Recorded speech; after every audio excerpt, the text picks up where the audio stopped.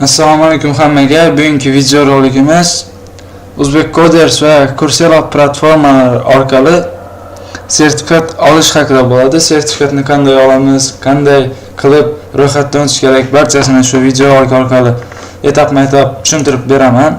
Buning uchun xohlagan bitta brauzerdan kiramiz. Masalan, hozir men kompyuterimda Google Chrome qidiruv tizimida uzbeccoders.uz deb qidiramiz va qidirganimizdan keyin 1 million Uzbek Coders sayt kelib chiqadi birinchi navbatda. Shuni ustiga bitta bosamiz va kursi Uzbek Coders uz degan tugmasi ustiga bosib tizimga kirishimiz kerak. Agar ro'yxatdan o'tgan bo'lsangiz, mana bu yerda elektron pochtangizni va parolingizni yozishingiz kerak. Men hozir ro'yxatdan o'tmaganman. Buning uchun registratsiya tugmasi ustiga bosamiz. Registratsiya biometrический pasport ID karta deyapti. Agar ID kartangiz bo'lsa, mana bu yerda serial raqamlari va tug'ilgan kuningiz va bu yerda shkola maktabda student, oddiy universitetda student, boshqa bo'limi shularni belgilashingiz mumkin. Agar ID karta yoki pasport olmaganman, hozircha viloyat yoshiga yetmadim desangiz, свидетельство о рождении deb ustiga bosib tug'ilganlik haqidagi guvohnoma serial raqamlari va bu yerda ham tug'ilgan kuningiz, bu yerda ham maktab yoki boshqa bir nimani belgilashingiz mumkin. Hozir men biometrический pasportni belgilayman va yozaman. Hozir videoni pauza qilib turaman.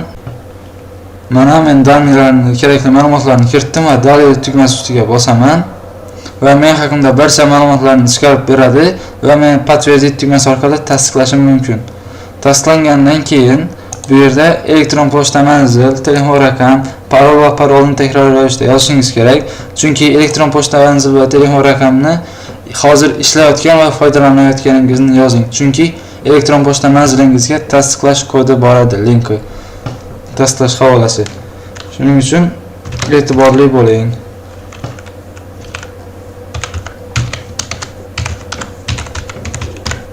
Telefon raqamni ham yozamiz hozir. Hop.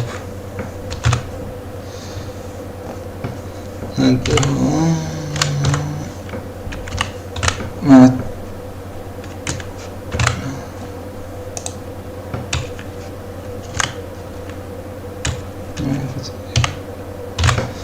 telefon raqamini ham yozdik va bizga avtomatik tarzda parol chiqarib berdi. Menga hozir bu shart emas. O'zim esimda qoladigan bitta parol yozaman.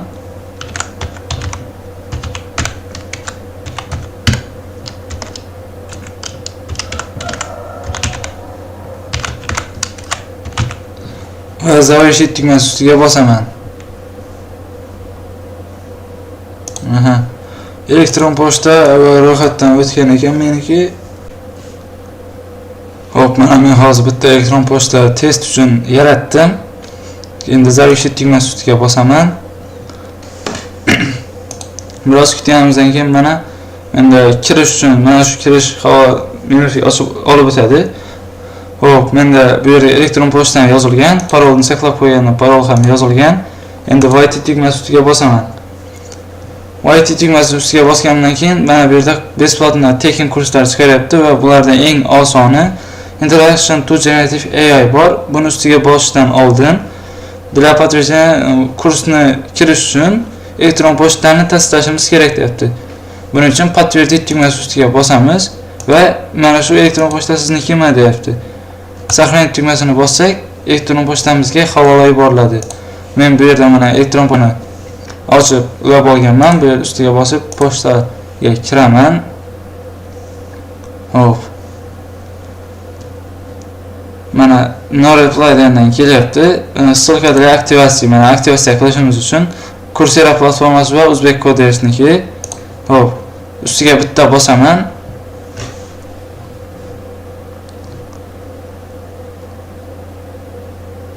Mana tasdiqlandi, olib o'tdi meni nimaga. Hop, buning uchun endi Introduction to Generative AI ustiga bosaman va tekshirish tugmasini bosaman. Endi biroz kutamiz. Yana bajarildi deb chiqdi mana bu yerda. Hop, buni yopishtiramiz. Endi biz qiladigan ishimiz navbatdagi ish Coursera platformasiga kiramiz. Coursera kompaniya bu do'stlar, hop ustiga bitta bosamiz, coursera.org deb chiqishi kerak. Hop, ustiga bosganimizdan keyin biz YT qilishimiz kerak, chunki biz hozir ro'yxatdan o'tdik. Ro'yxatdan o'tganimiz tufayli mana bu yerda продолжить учетный запись Google deyishimiz mumkin yoki bu yerga yozishimiz ham mumkin elektron pochta manzillarimizni.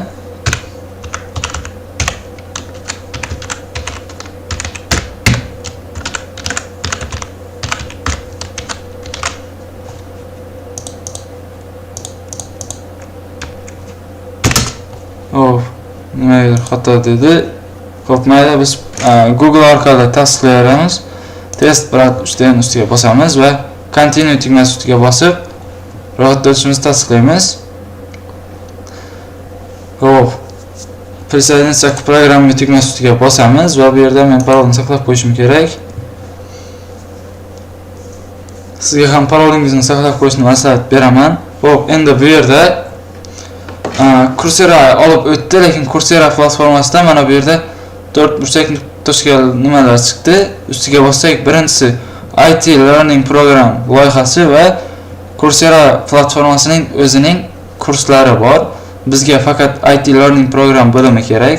Mana shunda turishimiz kerak biz, chunki kurslarni bepul o'qishimiz uchun. Xo'p, endi qidiruv tizimiga Introduction to Generative AI mana o'zi chiqyapti. Ustiga bosamiz.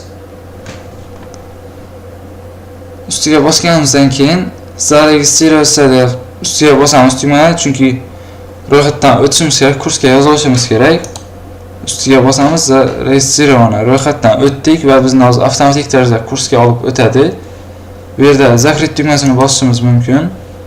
Продолжить tugmasini bosamiz, bu yerda X tugmasini bosamiz va начните сейчас tugmasi ustiga bosib kursni boshlashimiz mumkin.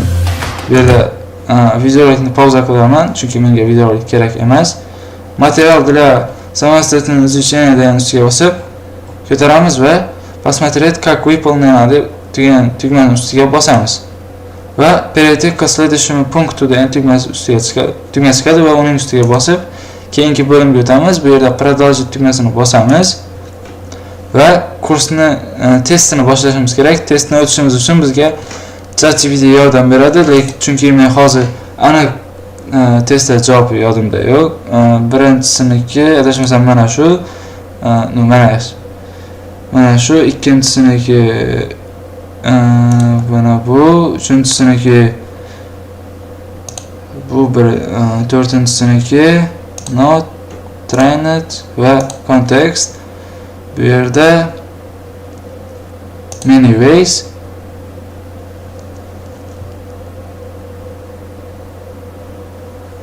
Hop. Hozir biz bu yerda profilda настройка bo'limiga kiramiz, profilga va ism familiyamizni o'zgartirishimiz kerak. Buning uchun mana shu yerda FIO deganiga yozamiz.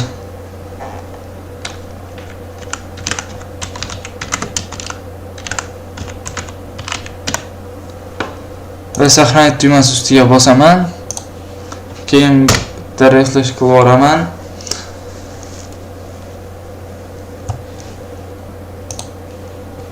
Belgilandi.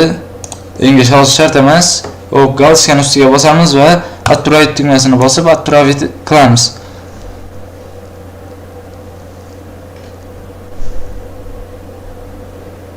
%dan 100% aniqlik bilan o'tdik kursdan va nazar tugmasini bosamiz yuqoridagi va Introduction to Generative AI bo'limi bor mana bu yerda. Shuni ustiga bitta bosib, hop, mana bu yerda mana sertifikatimizni ko'rishimiz mumkin. Посмотреть сертификат о прохождении kursa deyapti. Kursni tugatganlik haqida sertifikatni ko'rish deyapti. Ustiga bosamiz, mana sertifikat. Sertifikatni mana bu yerdan zaruriy sertifikat orqali yuklab olishimiz mumkin. Ism familiyangizni aniq va nima qilib yozishingiz kerak, lekin men hozir boshqa bir nimasini elektron pochta manzilini olganim tufayli mana shunaqa elektron pochta manzili chiqdi. Menga hozir shart emas, chunki sizlarga test tariqasida sertifikat olib ko'rsatdim. Sertifikatni yuklab olishimiz uchun Mana bu yerda skachat bo'limi bor. Ustiga bosamiz va загрузкаga tashlamoqchiman. Sertifikatni сохранить qilaman va сохранить qildim. Mana bu yerda hozir ustiga bossam, sertifikatni ochib beradi. Mana shunaqa qilib sertifikatni olishimiz mumkin. Bemalol boshqalarga ham yordam bering, do'stlaringizga maktabdagi va mening kanalimga ham obuna bo'lishni unutmang do'stlar. Agar testni javoblari kerak bo'lsa, screenshot qilib o'zimning shaxsiy Telegram kanalimga tashlab qo'yaman. Telegram kanalni linkini video описаниесida qoldiraman do'stlar. Va zakreplanish kommentariyada ham Telegram kanal linki qoladi. ChatGPTga yoki boshqa yozaman deb o'tirmasdan Telegram kanalimga kirib, bemalol ko'rib, mana shu testning javobi mana bu ekan deb belgilab, 100% aniqlik bilan o'tishingiz mumkin. Hammaga rahmat.